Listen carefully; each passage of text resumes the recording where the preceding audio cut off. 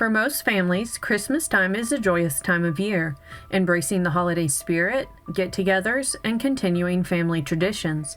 But for one family, everything would come to an end when a father began a killing spree that would be the worst mass murder in Arkansas history, and the worst crime involving one family in the country at the time. Let's start at the beginning and examine the life of Ronald Simmons. Ronald Gene Simmons was born in 1940, and his father died when he was only 3. His mother would go on to remarry a man that worked for the U.S. Army Corps of Engineers in Arkansas. The family was transferred to several locations throughout central Arkansas. By late 1957, Simmons dropped out of school to join the Navy. He was first stationed in Washington at the Naval Station Bremerton. Simmons would meet a girl named Rebecca. They fell in love and eventually married in New Mexico in the summer of 1960. Simmons left the Navy and joined the Air Force. Over the next 18 years, the happy couple had 7 children. Over a 20-year period, Simmons made a career out of being a military man. He received many awards, including the Bronze Star Medal, the Republic of Vietnam Gallantry Cross, and the Air Force Ribbon for Excellent Marksmanship. It's important to note that these awards were given before Simmons would be discharged from the Air Force in 1979. At the time of his discharge, Simmons held the rank of Master Sergeant and was said to have eccentric behavior, social anxiety, and distorted thought patterns. Since Simmons hadn't committed any serious offenses or crimes, he would be honorably discharged due to being unfit for duty. In 1981, Simmons was suspected of having an inappropriate relationship with his daughter Sheila, who would have been 15 at the time. He was seen giving her more than a friendly goodbye kiss every morning before school. It was thought that her friends had probably reported this to the school. When a school counselor approached Sheila with this information, she broke down and admitted it was true, and even worse, she was pregnant with her father's baby. DHS filed charges, and Simmons was indicted on 3 counts of incest with his daughter. Simmons fled New Mexico with his family and went into hiding. Charges were dropped as the family disappeared. A year later, the family resurfaced outside the tiny Arkansas town of Dover, about 15 miles from Russellville. Simmons had moved his family to a remote, densely wooded area. 2 mobile homes were haphazardly joined together to form a larger structure at the end of a rutted red clay driveway. The home was barricaded like a fortress with cinder blocks and barbed wire as a makeshift fence that was as tall as 10 feet in some places. Simmons called this squalor Mockingbird Hill and saw this as his kingdom where he was the king. No trespassing signs lined the driveway to his 13-acre property. Piles of junk laid around along with several broken down vehicles up on blocks. Stacks of bicycles and a collection of lawnmowers. There was no telephone or indoor plumbing. Due to the lack of plumbing, Simmons ordered his family to dig 3 cesspits. For those of you that don't know, a cesspit is used to collect wastewater and sewage, much like a septic tank, except a cesspit has to be emptied. Simmons' family was the epitome of everything social service workers and school counselors thought they were trained to spot, but this man and his family would go unnoticed in this tiny town that only had a population of 948 in 1987. Simmons was extremely reclusive and bizarre. His school-aged children were never allowed to attend school functions, friends were never allowed to spend the night, and the children were never allowed to stay the night at a friend's home. Not only did the family not have a telephone, they never received or sent any mail, basically cut off from the entire outside world. Simmons worked a string of low-paying jobs in the nearby town of Russellville. At one point, he quit a position as an accounts receivable clerk at Woodline's Motor Freight after numerous reports of him making inappropriate advances towards his coworkers. He went on to work at a Sinclair mini-mart for approximately a year and a half before quitting on December 18, 1987. Shortly before Christmas on December 22, 1987, Simmons had told his family that he had a gift for them, but he needed to give it to them individually. He sent them to their rooms, and one by one, Simmons would take a member of his family and kill them. He bludgeoned and shot his wife and son Gene with a .22 caliber pistol. He strangled his other children, Barbara, Loretta, Eddie, Mary Ann, and Becky. Simmons had a beer and then dumped his family's bodies in the cesspit he made his children dig. and waited for his 2 older children and their families to visit for an after-Christmas dinner in the coming days. Midday on December 26th, Simmons' son Billy arrived with his wife Renata and their son Trey. Just like before, Simmons shot the adults, but this time he drowned his grandson Trey. Next, his daughter Sheila arrived with her husband Dennis, their son Michael, and Sylvia, who was Simmons' granddaughter and daughter. Simmons shot both adults and strangled the children.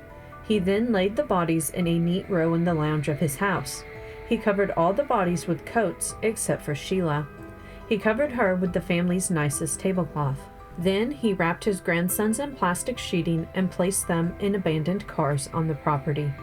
Later that same day, Simmons drove to Russellville and stopped at the Sears store where he picked up Christmas gifts that he had ordered but had not arrived in time for Christmas. That night, he went for a drink at a local bar before returning home, where he spent the rest of the evening and the following day drinking beer and watching television, while his family lay dead inside the house as well as in the yard.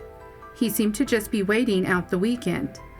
Come Monday, December 28, 1987, Simmons drove his son's car to Walmart in Russellville, where he purchased a second gun. From here, he stopped at Peel, Eddie Gibbons' law firm, where he shot and killed receptionist Kathy Kendrick, with whom he was infatuated with, but she had rejected all of his advances. Next, he went to the Taylor Oil Company, where he had shot and injured Russell Rusty Taylor, the owner of the Sinclair Mini Mart, where he had worked. And then he shot and killed J.D. Jim Chaffin, a truck driver for Taylor Oil. J.D. would be the only victim that was a stranger to Simmons. He also shot at and missed another employee before exiting the building. Simmons then went to the Sinclair Mini Mart, where he shot and injured Roberta Woolery and David Salyer. His last stop was the Woodlawn Motor Freight Company. Simmons located his former supervisor Joyce and injured her in the head and chest. He then took worker Vicki Jackson at gunpoint into the computer office and advised her to phone the police. Simmons allegedly told Jackson, "I've come to do what I wanted to do. It's all over now. I've gotten everybody who wanted to hurt me." Simmons waited for the police and surrendered without incident to the Russellville Police Department after his rampage. Later, school officials were interviewed about the Simmons children, and they only commented on having noticed the children were always clean and ready to catch the bus in the mornings. None of the Simmons children excelled in their studies, but they never drew attention by falling behind either. There were no records of disciplinary actions, and the children's attendance was near perfect. Most of the teachers that were questioned about the Simmons children in their classes stated that they really didn't know them well, which is odd given the small size of the school, that the children would manage to remain relatively unnoticed and unknown. Simmons' wife Rebecca often attended a nearby church in Russellville. It was reported that Rebecca had tried to leave Simmons several times. Witnesses later interviewed recalled that they had noticed bruises on Rebecca's face and arms on numerous occasions. This would go unreported. Upon investigation, authorities found a letter in the home that was written by Rebecca, but police did not elaborate on the letter's contents. It was speculated that Rebecca was planning to leave Simmons, move to San Antonio, and take the children with her. The scene at the house revealed a colorful decorated Christmas tree with presents under it and blood-stained carpet. The sheriff said that apparently 2 of the children lived long enough to leave bloody handprints on the wall, and they may have struggled.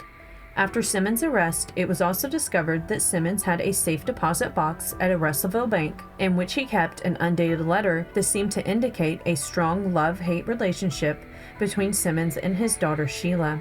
It is said that the letter to Sheila read, "You have destroyed me, and you have destroyed my trust in you."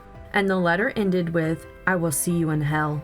This seems to reference the embarrassment he felt after Sheila reported him to school officials.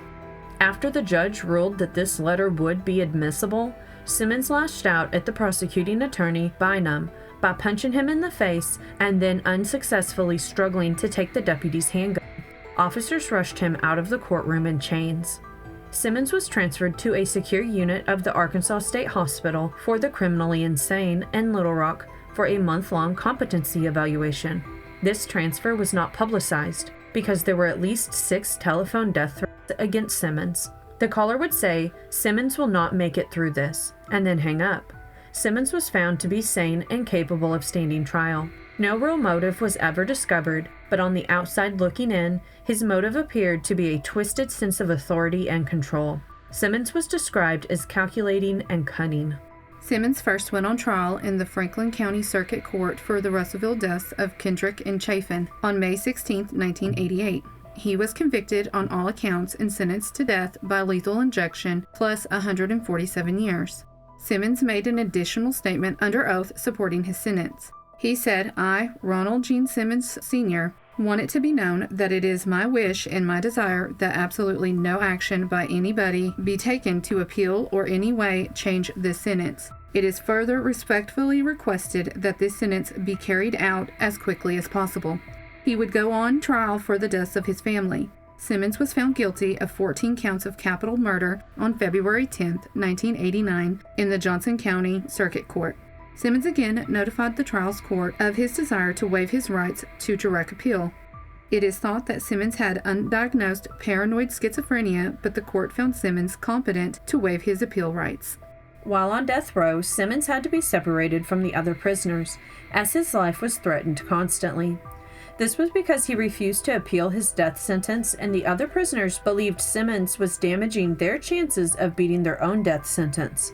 Simmons' execution was scheduled for March 16, 1989, but he would be granted a stay of execution pending filing and deposition of a petition to overturn his death sentence.